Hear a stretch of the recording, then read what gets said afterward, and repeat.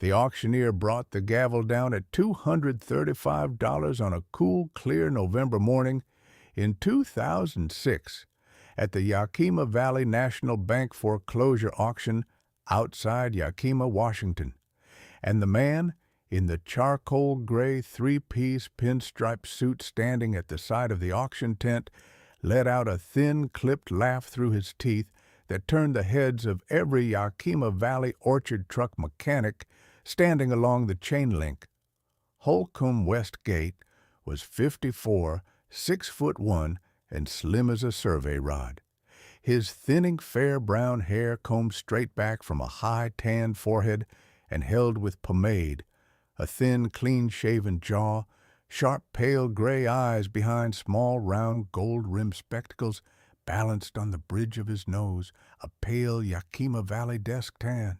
He wore a charcoal gray three-piece pinstripe wool suit over a crisp white French cuff dress shirt with small gold cufflinks engraved with the letter H, a wine-red regimental striped silk tie, polished black leather wingtip shoes, and a small enameled Yakima Valley National Bank lapel pin on the left lapel. A heavy gold signet ring sat on his left pinky, and a slim oxblood leather portfolio sat tucked under his left arm. He had been Senior Vice President of Commercial Lending at Yakima Valley National Bank for 15 years, and the foreclosure auction had been called for the back lot of the bank's Selah branch to clear equipment the bank had taken from a Yakima Valley orchard recovery contractor's estate after a 1990 lien default. The 1953 International Harvester R-190 wrecker at the back of the auction list had been on the bank's books since 1991, and Holcomb had told the auctioneer privately the bank would have written the truck off the salvage ledger for $100 as a total loss. The 24-year-old shop mechanic at the back of the bidder's line in the deeply faded canvas chore coat had just outbid the bank for $235 against Holcomb's casual $50 opening shot, and Holcomb was making sure the Yakima Valley orchard hands understood the joke. Tate Lindgren folded the auction slip into the inside pocket of his chore coat and walked through the cold gravel to the truck. The IHR-190 was 21 feet of long-nose conventional cab medium-duty iron, with the early 1950s IH waterfall grille and a chrome IH crown emblem on the front of the long hood. The cab painted a faded apple orchard red, oxidized to a chalky brick rose along the body panels and bone white along the upper edges of the doors and roof from 16 Yakima Valley summers. The chrome international script badge across the front of the long hood tarnished both round chrome side cab mirrors, snapped off at the brackets. The original Holmes 480 wrecker boom with a hand-cranked single-drum winch mounted on the rear deck listing 2 degrees right with a frayed cable. The wooden cargo deck planks rotted, 3 of the 6 tires flat, and the word junk spray-painted in flaking orchard blossom pink block letters across the driver's door. Tate had grown up on a heirloom apple orchard 4 miles north of the truck's last parking spot. His grandfather, Erland Lindgren, was waiting at the trailer. Erland was 78, a retired Yakima Valley Tree Fruit Cooperative orchard truck mechanic who had worked the Selah co-op shops for 41 years between 1948 and his retirement in 1989. 5'10", lean and erect, with broad, bony shoulders and a slight stoop. Snow-white hair clipped close under a faded denim newsboy cap, pulled low, a thick white mustache trimmed close, deep, watery hazel eyes set in a Yakima Valley sun-weathered face, large knotted hands. A short-stemmed briar pipe sat unlit between his teeth. He wore a faded indigo canvas chore coat, unbuttoned over a faded barn-red heavy cotton workshirt buttoned to the throat. Faded dark blue dungarees held up with thick brown leather suspenders, scuffed brown leather lace-up orchard boots, and a plain dark brown leather belt with a worn brass buckle stamped with a small apple blossom silhouette. Erland set one liver-spotted hand on the rusted bumper of the R-190, and stood there a long minute. He spoke quietly. He said, "Son, you bought Burl Ostvik's old R-190. Burl Ostvik had run Ostvik Valley Recovery out of a small board and batten shop on Natchez Highway, outside Natchez, Washington, from 1972 until the rollover, working the steep Ahtanum Ridge orchard switchbacks and the muddy spring sap haul roads above Selah, pulling stuck Yakima Valley tree fruit co-op orchard trucks off the back grades and overturned cherry haulers out of the wet November switchbacks above the Yakima River.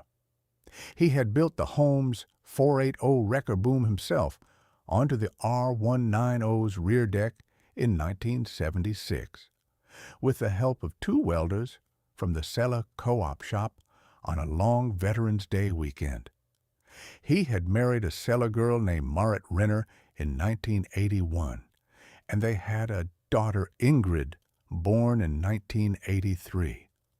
Burl had died in November of 1990.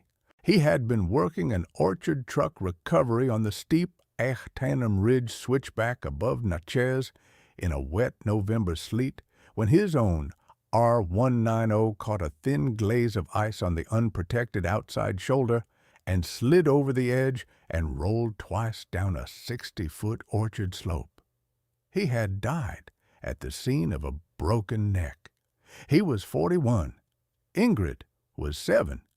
The R-190 had been recovered up out of the orchard slope by another wrecker out of Ellensburg and parked behind the Ostvik shop on Natchez Highway. Marit had paid the Yakima County property tax on the shop and the truck for 1 year, until the bank's 1991 lien default and Yakima Valley National Bank had taken the property and the inventory through Holcomb Westgate's commercial lending desk. The R-190 had sat in the back of the bank's Selah branch lot for 15 more years until the foreclosure auction. Tate had been at the auction because his grandfather had heard from a Selah co-op retiree that Burl Ostvik's truck was finally being sold. They winched the R-190 onto Tate's borrowed flatbed trailer. Holcomb Westgate stood at the side of the auction tent in his charcoal pinstripe wool suit and watched, the slim oxblood leather portfolio still tucked under his left arm, and as Tate pulled out, he called across the gravel that when the boy was ready to admit defeat, Yakima Valley National Bank would arrange disposal for $100 cash. Tate did not answer. Erland climbed into the cab of the trailer truck, and they drove the 9 miles north up US 97 to Erland's red cedar pole barn shop behind a small white-frame farmhouse on a heirloom apple orchard ridge outside Natchez, the dead R-190 rocking behind them on the dry pavement, the Holmes 480 boom pointing at the cool gray November Washington sky like a bent finger. The restoration would take 18 years. Nobody knew that on the drive north. Tate worked his day job at a heavy truck shop in Selah during the week and drove 15 minutes north on US 97 to Erland's pole barn every Saturday and most Sundays. They started with a cab dash because Erland insisted. The IHR 190 cab dashboard had taken the brunt of the rollover, and the heater box mounted behind the dash had been bent inward by the impact. They removed the original dash for inspection and set it on the bench. They pulled the IHBD 269 inline-six gasoline engine out of the truck and tore it down on a stand. The bearings were salvageable, the crank true, the head needed a careful regrind. They pulled the 5-speed manual and pressed new bushings into the shift tower. The first long Washington winter went into the engine and into stories about Burl Ostvik. Erland told Tate about the night in 1979 when Burl pulled a stuck Yakima Valley cherry truck out of an Ahtanum Ridge switchback at -4 degrees and refused payment except for a bushel of Esopus Spitzenberg heirloom apples. He told Tate about the morning in 1984 when Burl hauled a snapped Caterpillar D8 dozer out of a Natchez riverbank above Selah and let the contractor pay him in 2 cords of seasoned applewood for his smokehouse. He told stories about Marit Ostvik's apple butter cake. The second year, they sand-blasted the roll-over rusted frame down to clean steel. By the 5th year, the cab came off. In the 7th year, Erland slowed. He had a small heart attack in March and was at the Yakima Memorial Hospital for 9 days. He came home thinner and quieter, but his hands still worked. He told Tate the truck would wait. By the 9th year, the R-190 was a roller.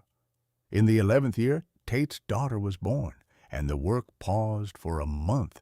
By the 14th year, Erland sat more than he stood.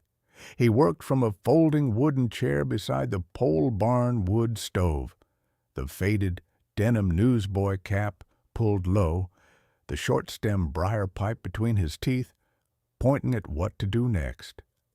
Through all those years, Holcomb Westgate drove past the foot of Erland's gravel drive on US 97 sometimes in his polished black Mercedes E-Class, with the Yakima Valley National Bank parking decal on the windshield, the slim oxblood leather portfolio visible on the passenger seat through the side window. The Mercedes always slowed at the bottom of the drive, but never quite turned in. By the 15th year, the R-190 was painted. They had wet sanded and primed and laid down a deep, glossy apple orchard red that matched a faded snapshot Erland had of the truck from 1977, and they had masked off the driver's door with blue painter's tape around a rectangle where the flaking orchard blossom pink junk paint still showed through, and they had left it there. Tate did not know why. He just left it.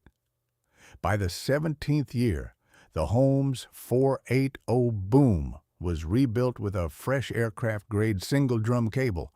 By the 18th year, the R-190 was nearly whole. They had not yet pulled the original heater box from behind the restored dash for fresh heater hoses and a core inspection. The heater box was the last thing on the list, because Erland always said you start with what makes the truck move and you finish with what keeps her cab warm in a Cascades blizzard. On a cool, clear morning of November, the 10th of the 18th year, Tate pulled into Erland's pole barn with a fresh set of heater hoses and a half-inch socket. He was 42. The brown at his temples had gone steady silver. The small white scar across his right knuckle from a creeperjack handle in 2014 was a faint line, and his hands had the thickness of a man who had spent half his life under hoods. Erland was 96. He sat on his folding wooden chair beside the pole barn wood stove with a heavy plaid wool blanket over his knees, the faded denim newsboy cap pulled low, the short-stem briar pipe between his teeth. Tate climbed into the R-190 cab and unbolted the original heater box from the inside of the dash. He lifted the box out and set it on the workbench. He started to unbolt the heater core cover for the new hoses, and he stopped. There was a small hand-welded steel pocket arc-welded to the inside of the heater box shell above where the heater core seated. the weld bead hand-applied. Tate set down the socket. He took a thin, cold chisel and a small ball-peen hammer and gently cracked the weld around the small pocket. The pocket came free in his hand. He carried the pocket to the workbench under the clip-on lamp and slit the soldered seam with a heated putty knife and lifted the lid. Inside, wrapped in 2 layers of waxed canvas bound with brown twine, were 4 things. There was a tight roll of folded $20 bills wrapped with a piece of brown twine, 75 bills in 1980s Federal Reserve paper, totaling $1,500. There was a small brass charter member's badge with a small enameled apple blossom and mountain emblem in the center, and the engraved words Washington State Apple Growers Association /charter member /1933 around the brass face above 3 small initials. There was a small black and white photograph mounted on stiff paperboard showing a small girl of about 3 in a pale cotton sundress sitting on a Yakima Apple Festival picnic table with a half-eaten Red Delicious in her hand, the date October 1986 written on the back in pencil. And there was a folded single sheet of plain yellowed lined paper, the creases brittle, the ink faded, but legible. Tate unfolded it. The handwriting was small and careful and slanted slightly to the right. The letter was dated November the 4th of 1990. It read, "To my Ingrid, the cash is for whatever a young woman needs at 18 when the Yakima Valley cannot hold her. The badge is your grandfather Halver's. He was a 1933 charter member of the Washington State Apple Growers Association out of Natchez, and he wore that badge on his orchard apron every harvest from 1933 until he retired in 1968 and gave it to me on my 18th birthday in 1967. The photograph is of you the morning your grandfather walked you down to the Yakima Apple Festival to taste the first Red Delicious of the harvest. I am welding this pocket inside the heater box because the Ahtanum Ridge switchback ice has been heavy for 3 Novembers running, and I do not want anything lost if the outside shoulder gives way on the next orchard truck call. The truck is yours when you are old enough to drive her without breaking her. Your father, Burl Ostvik, Natchez, Washington, November 4th, 1990. Tate sat on the workbench. He read the letter twice. He handed it to his grandfather, and Erland held it in both hands and read it once and set it down. He said quietly, "Burl wrote this 6 days before the outside shoulder gave way on Ahtanum Ridge." The girl never knew. They drove south to Yakima the next Saturday. Erland had called a Selah co-op retiree whose niece kept the Yakima heirloom apple grower's office, and the niece had given them a current address for Ingrid Ostvik Renner on a small heirloom apple orchard outside Natchez.